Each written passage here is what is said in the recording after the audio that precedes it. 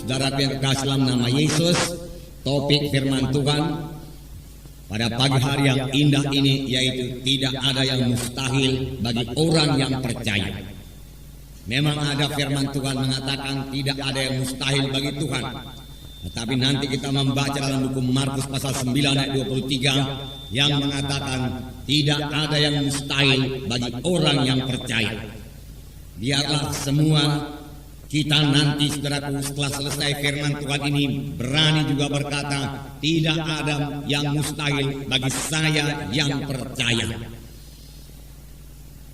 Karena kuasa Tuhan akan bekerja bagi setiap anak Tuhan yang percaya. Karena kuasa Tuhan akan menjawab setiap anak-anak Tuhan yang memiliki iman. Jadi firman Tuhan ini akan membawa kita kepada kemenangan. Firman Tuhan ini akan membawa kita kepada kesanggupan untuk mengatasi problema-problema kita. Sehingga kita hidup berkemenangan. Menang atas kelemahan-kelemahan kita. Menang atas penyakit-penyakit kita. Menang atas kemiskinan kita. Menang atas kegagalan-kegagalan kita. Sebab semua itu bukan daripada Tuhan. Kegagalan bukan daripada Tuhan. Kemiskinan bukan daripada Tuhan. Kekurangan bukan daripada Tuhan. Janganlah disalahkan Tuhan karena kekurangan kita. Tetapi lebih baik kita kenal siapa Tuhan Yesus itu dan apa maksudnya dalam hidup kita. Dan biarlah kita mulai beriman kepada apa yang dijadikan Tuhan kepada kita. Dari firman Tuhan kita akan mengenal bahwasanya Tuhan tidak menghendaki kita gagal. Tuhan tidak menghendaki kita miskin, saudaraku. Tuhan tidak menghendaki kita kalah. Dari mulanya Tuhan memilih satu umat bagi dirinya sendiri. Dan umat yang dipilih Tuhan itu saudaraku sangat diberkati Tuhan. Dan saudaraku sepanjang umat yang dipilih Tuhan itu bersandar kepada Tuhan, dia tidak bisa dikalahkan oleh bangsa-bangsa lain. Karena Tuhan beserta dengan mereka dan Tuhan sendiri yang memberikan kemenangan kepada mereka itu saudaraku. Saudaraku yang kasih dalam nama Yesus, puji Tuhan saudaraku. Dan kemenangan juga berlaku bagi kita buat pagi hari yang indah ini saudaraku. Jadi kita bisa bebas saudaraku daripada kekalahan kita. Kita bisa hidup dalam kemenangan. Kalaupun sekarang ini saudara belum memilikinya. Miliki dulu tekad, memiliki dulu iman, miliki dulu visi seperti ini. Dari firman Tuhan yang saudara dengar ini, saudara akan memiliki visi. Oh, rupanya saya bisa menang. Saya tidak perlu kalah. Saya tidak perlu gagal lagi. Oh, rupanya penyakit tidak perlu menguasai saya lagi. Saya sudah kenal hak saya. Saya sudah kenal apa yang disediakan Tuhan bagi saya. Oleh sebab itu mulai sekarang hidup saya berkemenangan. Penyakit tidak menguasai saya. Karena kesembuhan sudah disediakan Tuhan bagi saya. Haleluya Tuhan katakan. Dengan berkata demikian iman saudara mulai tumbuh. Dan kalau tiap-tiap hari saudara terus beriman demikian saudaraku, maka sama sebagaimana iman saudara akan jadi kepada saudara. Jadi miliki iman lebih dahulu. Sebab firman Tuhan berkata tanpa iman mustahil. Dari mana datangnya iman? Iman datang daripada firman Tuhan. Iman datang daripada mendengarkan firman Tuhan. Mendengarkan firman Tuhan yang benar, saudaraku. Mendengarkan firman Tuhan yang memberikan pengertian yang benar kepada Tuhan, kepada saudara dari hamba Tuhan yang benar, saudara. Itu sebabnya kita perlu sekali mendengarkan, saudaraku, hamba-hamba Tuhan yang benar yang diurapi Tuhan. Sehingga dia dapat memberikan pengertian yang benar dari firman Tuhan kepada kita. Dan pengertian yang benar dari firman Tuhan kepada kita itu, kita memiliki iman. Kita memiliki iman. Sebab firman Tuhan berkata, tanpa iman mustahil. Semua orang yang menghampiri Allah, semua orang yang berharap sesuatu daripada Tuhan, semua orang saudaraku yang mau supaya doanya dijawab Tuhan, harus memiliki iman lebih dahulu, saudaraku. Dan firman Tuhan juga berkata, sama sebagaimana imanmu jadi padamu. Apa yang kita percaya itu jadi kepada kita. Iman artinya kita percaya bahwasanya apa yang dijanjikan Tuhan itu genap kepada kita. Sudah genap kepada kita. Adalah milik kita. Mengapa? Saudaraku, apakah dasarnya? Saudaraku, bukan perasaan kita, bukan penglihatan kita. Dasarnya semata-mata hanyalah firman Tuhan, hanyalah janji Tuhan. Tuhan sudah menjanjikannya dan kita tahu janji itu bagi kita, saudaraku. Lalu kita berkata, terima kasih Tuhan. Janji itu bagi saya, Tuhan. Saya terima sekarang, Tuhan. Oleh sebab itu sekarang saya sudah sembuh, Tuhan. Oleh sebab itu sekarang saya sudah keberkatan, Tuhan. Karena firman-Mu sudah mengatakannya demikian. Walaupun yang dikatakan Tuhan itu belum kita lihat jadi dalam hidup kita, belum kita rasakan di dalam tubuh kita ini. Iman tidak bergantung kepada perasaan. Iman tidak bergantung kepada penglihatan. Iman juga tidak bergantung pada pengalaman. Iman bergantung semata-mata kepada janji Tuhan. Kelihatan atau belum kelihatan, sudah kita terima atau belum kita terima, saudaraku, kita harus tetap berpegang pada janji Tuhan itu. Maka dia akan memperoleh apa yang diimankannya. Dia akan memperoleh apa yang dikatakannya. Firman Tuhan berkata, saudaraku. Saudara yang kasih dalam nama Yesus. Jadi kita bisa menang, saudaraku. Jadi kita semua bisa berhasil, saudaraku. Jadi kita semua bisa berbuat perkara yang besar, saudaraku. Jadi nasib kita berubah dalam Tuhan ini. Dan memang mesti berubah, saudaraku. Kita datang kepada Tuhan untuk menerima perubahan ajaib.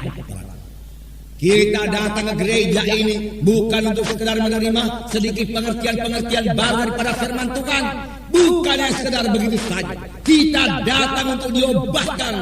Kejadian lama lalu, kejadian baru timbul dalam kita. Jadi dalam kita, saudara. Hidup baru dalam Tuhan yang lain daripada hidup yang lama, saudara. Hidup yang bergantung sepenuhnya kepada Tuhan. Hidup yang bergantung kepada firman Tuhan. Maka sepanjang hidup kita tidak akan dipermalukan, saudaraku. Saudara yang kasih dalam nama Yesus. Memang semua jawabannya yang terdapat dalam firman Tuhan. Firman Tuhan tetap berkuasa, saudaraku. Firman Tuhan berkuasa mengubahkan hidup kita, saudaraku. Firman Tuhan yang kita terima, firman Tuhan yang kita dengar tidak pernah kembali dengan kosong, saudaraku. Saudara yang kekasih dalam nama Yesus. Karena firman Tuhan itu berkuasa. Dalam Ibrani pasal 11 ayat 3 dikatakan bahwa alam semesta ini dijadikan oleh firman Tuhan. Demikianlah berkuasanya firman Tuhan itu. Saya membacakan Ibrani pasal 11 ayat 3. Karena iman kita mengerti bahwa alam semesta telah dijadikan oleh firman Allah, sehingga apa yang kita lihat telah terjadi dari apa yang tidak dapat kita lihat. Dengan iman kita mengerti bahwa alam semesta ini, dunia ini telah dijadikan oleh firman Allah, sehingga apa yang kita lihat telah terjadi dari apa yang tidak dapat kita lihat. Apa yang kita lihat, apa yang kita lihat sekarang ini telah dijadikan Tuhan dari apa yang tidak ada. Bagaimanakah Tuhan menjadikannya? Firman Tuhan berkata, alam semesta ini dengan segala isinya dijadikan Tuhan dengan firman-Nya. Begitulah berkuasanya firman Tuhan itu. Tuhan Yesus saja berkata, jadilah terang, terang pun jadi. Jadilah matahari, bulan dan bintang. Dia hanya mengucapkan firman Tuhan. Lalu matahari, bulan dan bintang pun jadi. Saudaraku, jadi. Inilah kuasa firman Tuhan yang diucapkan oleh Tuhan. Dan kuasa firman Tuhan yang kita ucapkan juga, saudaraku, tetap berkuasa, saudaraku. Jadi firman Tuhan itu berkuasa.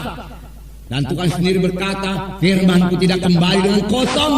Tidak bisa kembali firman Tuhan itu dengan kosong kepada Tuhan.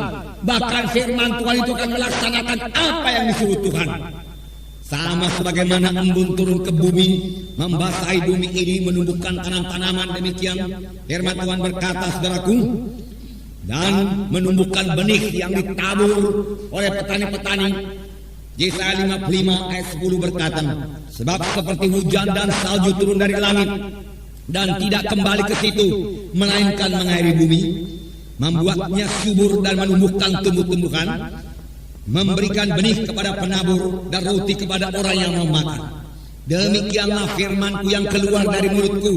Ia tidak akan kembali kepadaku dengan sia-sia, tetapi ia akan melaksanakan apa yang Ku kehendaki dan akan berhasil dalam apa yang Kusuruhkan kepadanya. Jadi firman Tuhan ini, saudaraku, tidak kembali kosong. Firman Tuhan berkata, tidak kembali dengan sia-sia.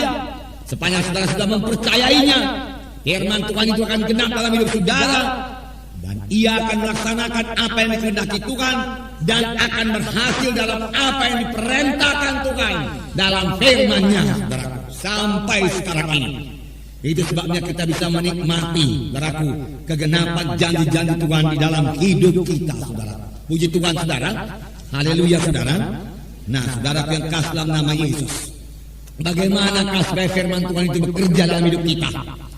Bagaimana apa yang kita perbuat, saudaraku? Kita akan membaca dari contoh firman Tuhan pada hari ini dalam Markus 9 ayat 14 sampai 27. Mari bersama-sama kita membacanya dengan suara yang terang, jelas dan kuat. Ketika Yesus, Petrus dan Yakobus dan Yohanes kembali pada murid-murid lain, maka mereka melihat orang banyak mengerumuni murid-murid itu, dan beberapa ahli Taurat sedang mempersoalkan sesuatu dengan mereka. Pada waktu orang banyak itu melihat Yesus, tercenganglah mereka semua dan bergegas menyambut Dia. Lalu Yesus bertanya kepada mereka, "Apa yang kamu persoalkan dengan mereka?" Kata seorang dari orang banyak itu, "Guru, anakku ini kubawa kepadamu, karena ia kerasukan roh yang membisukan dia. Dan setiap kali roh itu menyerang dia, roh itu membantingkannya ke tanah. Lalu mulutnya berbusa, giginya berkertakan, dan tubuhnya menjadi kejam. Aku sudah meminta kepada murid-muridmu supaya mereka mengusir roh itu, tetapi mereka tidak dapat." Kata Yesus kepada mereka, "Hai kamu angkatan yang tidak percaya, berapa lama lagi aku harus tinggal di antara kamu? Berapa lama lagi aku harus sabar terhadap kamu? Bawalah anak itu kemari." Lalu mereka membawanya kepadanya. Waktu roh itu melihat Yesus, anak itu segera digoncang-goncangnya, dan anak itu terpelanting ke tanah dan terguling-guling, sedang mulutnya berbusa. Lalu Yesus bertanya kepada ayah anak itu, "Sudah berapa lama ia mengalami ini?" Jawabnya, "Sejak masa kecilnya, dan seringkali roh itu menyeretnya ke dalam api ataupun ke dalam air untuk membinasakannya. Sebab itu jika engkau dapat berbuat sesuatu, tolonglah kami dan kasihanilah kami." Jawab Yesus, "Katamu jika engkau dapat, tidak ada yang mustahil bagi orang yang percaya." Segera ayah anak itu berteriak, "Aku percaya, tolonglah aku yang tidak percaya ini." Ketika Yesus melihat orang banyak makin datang berkerumun, Ia menegur roh jahat itu dengan keras, katanya, "Hai kau roh yang menyebabkan orang menjadi bisu dan tuli, aku memerintahkan engkau, keluarlah daripada anak ini dan jangan memasukinya lagi." Lalu keluarlah roh itu sambil berteriak dan menggoncang-goncang anak itu dengan hebatnya. Anak itu kelihatannya seperti orang mati, sehingga banyak orang yang berkata, "Ia sudah mati." Tetapi Yesus memegang tangan anak itu dan membangunkannya, lalu ia bangkit sendiri. Ketika Yesus sudah di rumah dan murid-muridnya sendirian dengan diam, bertanyalah mereka, "Mengapa kami tidak dapat mengusir roh itu?" Jawabnya kepada mereka, "Jenis ini tidak dapat diusir kecuali dengan berdoa." Memang waktu mengusir setan kita tidak perlu berdoa, saudara. Waktu mengusir setan kita memberikan perintah, tetapi sebelum mengusir setan kita harus cukup berdoa. Amin, saudara. Sebelum mengusir setan, kita harus terus sudah bersekutu baik dengan Tuhan. Sebelum mengusirkan setan, kita harus sudah penuh dengan Roh Kudus, saudaraku. Penuh dengan urapan Tuhan, saudara. Dengan demikian, saudaraku, perintah yang kita berikan kepada setan sangat berkuasa, saudaraku.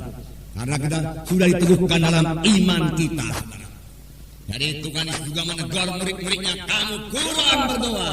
Karena kamu kurang berdoa, kamu tidak berkuasa mengusirkan roh jahat ini." Tuhan Yesus berkata, saudara. Nah, saudara yang kasih dalam nama Tuhan Yesus, saudaraku. Di sini kita melihat, saudaraku, Yesus turun dari gunung. Di atas gunung Tuhan Yesus dipermuliakan, saudara. Dengan Petrus, Yakobus dan Yohanes, mereka dipermuliakan. Kemudian mereka turun, saudaraku, Dan mereka mendapati murid-murid mereka lagi bersoal jawab dengan ahli-ahli Taurat. Mengapa mereka bersoal jawab? Karena murid-murid tidak berhasil mengusirkan satu roh jahat yang mengusirkan satu roh jahat yang merasuk seorang anak kecil. Mereka mengejek murid-murid Tuhan Yesus. Dan mereka, saudaraku, menimpakan saudaraku kesalahan itu kepada Tuhan Yesus. Mereka berkata, engkau sama saja dengan kami. Di manakah kuasamu? Dia berkata, di manakah Yesusmu itu? Engkau sudah mengusir dalam nama Yesus, tetapi setan tidak keluar juga. Dia katakan, saudaraku yang kasih dalam nama Yesus. Inilah kelemahan murid-murid, saudaraku. Kelemahan murid-murid, saudaraku, tidak mempermuliakan Tuhan. Demikian juga kelemahan kita, saudaraku, tidak mempermuliakan Tuhan.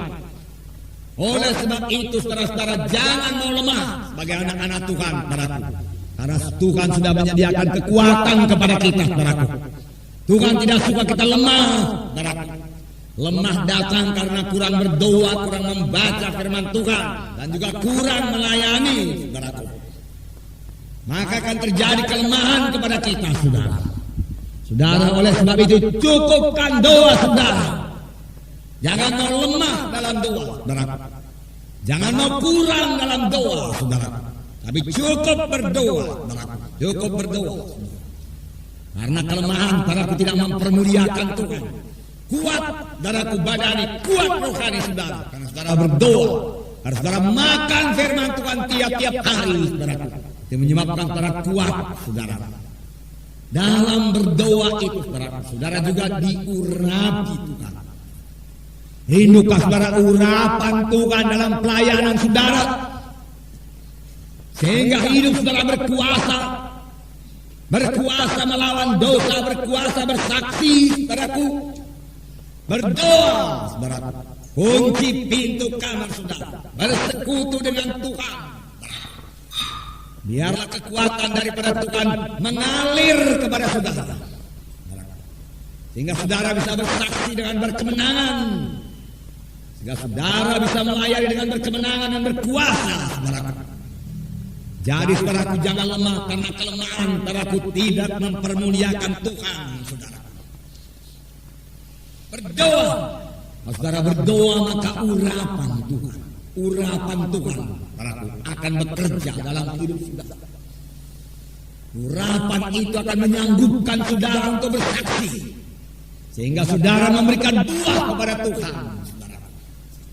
Tuhan Yesus berkata, roh Tuhan ada padaku dan ia mengurapi aku, sehingga aku mengabarkan berita yang baik. Tuhan Yesus berkata, membebaskan orang-orang yang tertawan, memberitakan tahu rahmat Tuhan telah datang.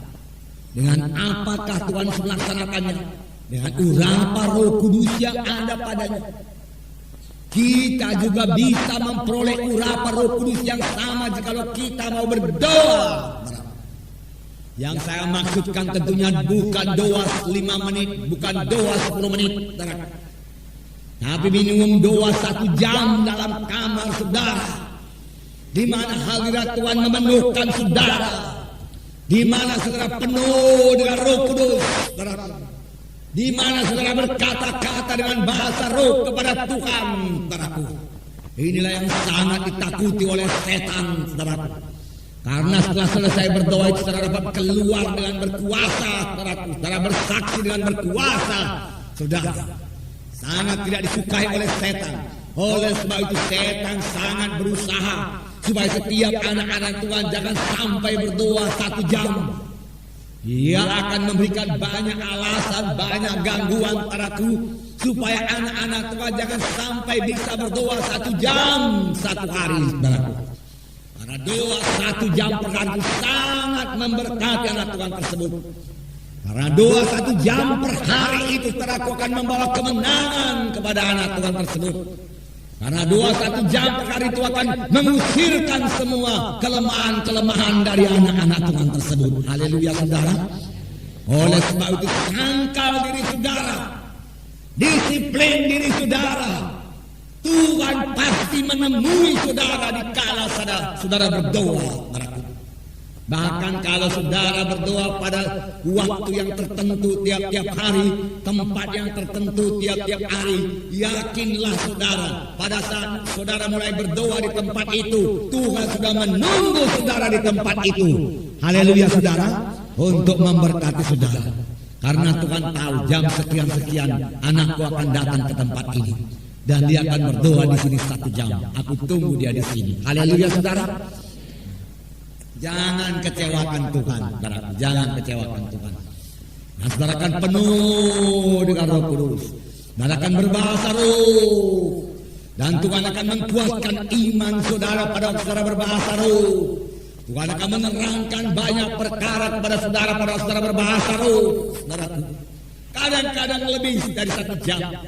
Karena saudara sudah tenggelam dalam roh Tuhan, saudara. Dibawa oleh roh Tuhan untuk bersekutu dengan Tuhan, saudara. Nah, saudara disegarkan, saudara. Bagi saudara yang sudah kurang berdoa, mari kembali berdoa, saudaraku. Saudara, dari permulaan sidang ini, saudaraku, kekuatan sidang ini terletak dalam doa 1 jam itu, saudaraku. Banyak anak-anak Tuhan sudah menikmati doa 1 jam itu, saudaraku. Bahkan banyak yang sudah berdoa lebih daripada 1 jam, saudaraku. Berdoa dalam Roh Kudus, saudaraku. Tenggelam dalam roh, bersekutu dengan Tuhan, berkata-kata dengan Tuhan. Sebenarnya bukan kita lagi yang menentukan waktunya, Tuhan yang menentukan waktunya. Amin, saudara. Karena Tuhan sudah memimpin kita dalam doa itu, saudaraku. Nah, jadi kelemahan-kelemahan buang semua. Atasi kelemahan-kelemahan, saudaraku. Penyakit-penyakit anak-anak Tuhan tidak membawa kemuliaan bagi Tuhan. Kesehatan yang membawa kemuliaan bagi Tuhan. Ada orang berkata Lazarus yang mati mempermuliakan Tuhan.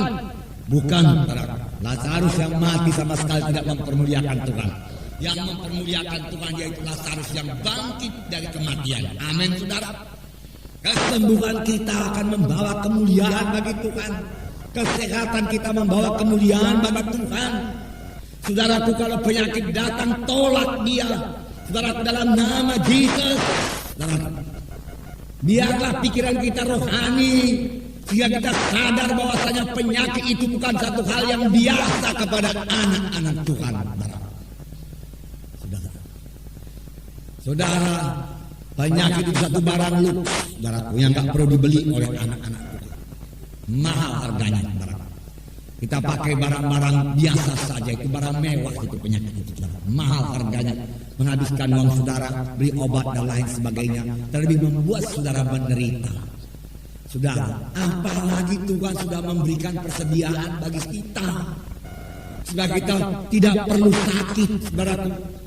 Pelayanan Tuhan Yesus selama dia di bumi ini, saudaraku, 70-80% menyembuhkan orang yang sakit.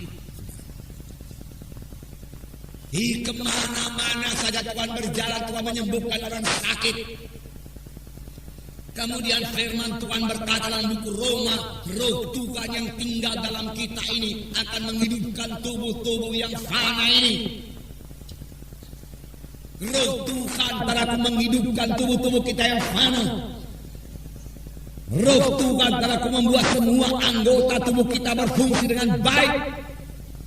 Terlebih sebentar lagi, saudaraku, kita akan menerima lagi tubuh Yesus dan darah Yesus. Jangan terima itu, saudaraku, sebagai roti biasa dan anggur biasa. Jangan anggap itu biasa-biasa saja, hanya sekedar upacara gereja. Tapi dengan iman katakan, ku terima tubuhmu Tuhan, tubuhmu yang mulia, suci, tubuhmu yang tidak bisa disentuh penyakit Tuhan. Ku terima tubuhmu Tuhan, tubuhmu yang berkuasa, yang pasti memberkati tubuhku. Ku terima darahmu Tuhan, darah yang menyucikan dosaku, darah yang melindungkan aku Tuhan. Haleluya Tuhan, katakan.